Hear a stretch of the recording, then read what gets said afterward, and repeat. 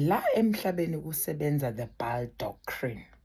And I hope with these teachings, I liberate you. Uyaqala ke manje uba nokuthula ngaphakathi kwenhliziyo yakho. Uyaqala ke manje uyakhuleka, you connect with God.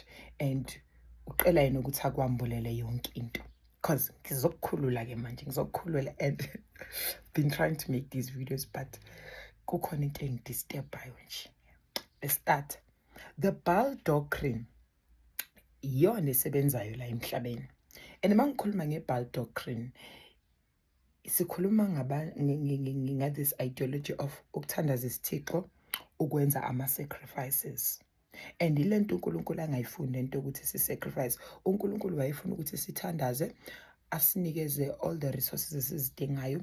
uNkulunkulu akafuni ukuthi uhode ama-resources, meaning ama-resources kuba wakho uyi-one bese kube khona abanye abantu abahluphekayo. Kahle kahle bekubela ukuthi wonke umuntu uphila equal, yonke into sinayo. Kodwa in this dimension yomhlaba, we have this thing ye-state apparatus ukuthi kukhona abaphezulu, abaphansi. Abaphezulu yilaba who are seen with more possessions, and then abaphansi yilaba abayihluphekelayo and all of that.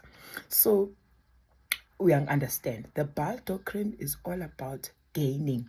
Abantu bakudala, they were doing it for agricultural prosperity, ukuthi babe more. But at this day and age, people want to have more. And when we talk about these big mega businesses, they won't tell you imfihlo yabo ukuthi bayenza kanjani. But when you read the Bible, kwa Revelations, where they speak about the scarlet beast, you start understanding ukuthi oh, nayo ke lemfihlo. And yibo oyindlebe yikhanyilanga abafike la bafundisa abantu abansundu ukuthi God is external.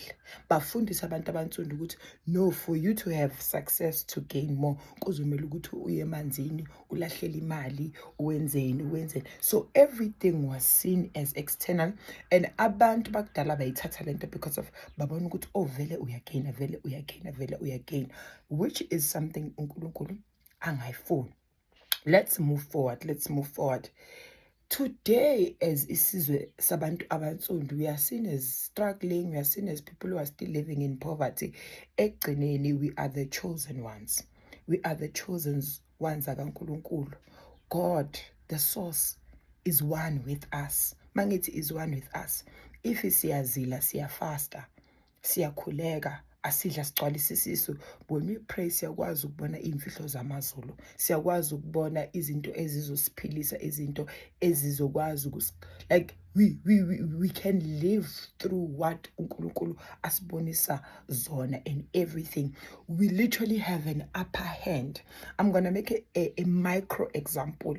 Thola ukuthi uyasebenza wena in that company, but when you're always having visions about your boss, and you always know when your boss is coming, you always know izinto ezizoyenzakala ecompany, but when awutshela umuntu uyazithulela, but uyazi izinto that are coming to you. So can you see ukuthi you are one with the source?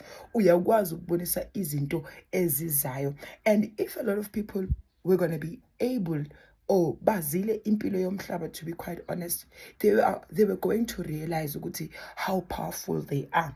I-religion ikufundisa ukuthi usabe ukwenza isono, cause bathini angeke ufike ezulwini.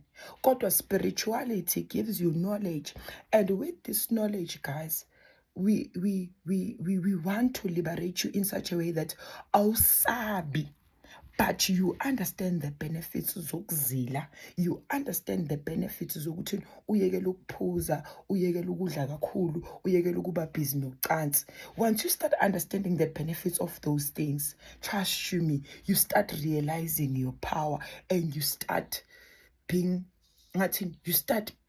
far. Hence ngithi climb another different timeline. Kunezinye izinto wena ozaziyo abantu abangazazi. Abantu abazazi because of they are busy living this worldly life. But when amawuloko uzincisha, you start unlocking imfihlo, you start seeing things. So ngiyathemba ukuthi uyaqala ke manje uyaqala ke manje uyakhululeka, uyaqala ke manje uyakhululeka, because of le khathi that we are approaching. They really need us to be connected with source. Kusazoba nzima. Amen. Abaphila abantu.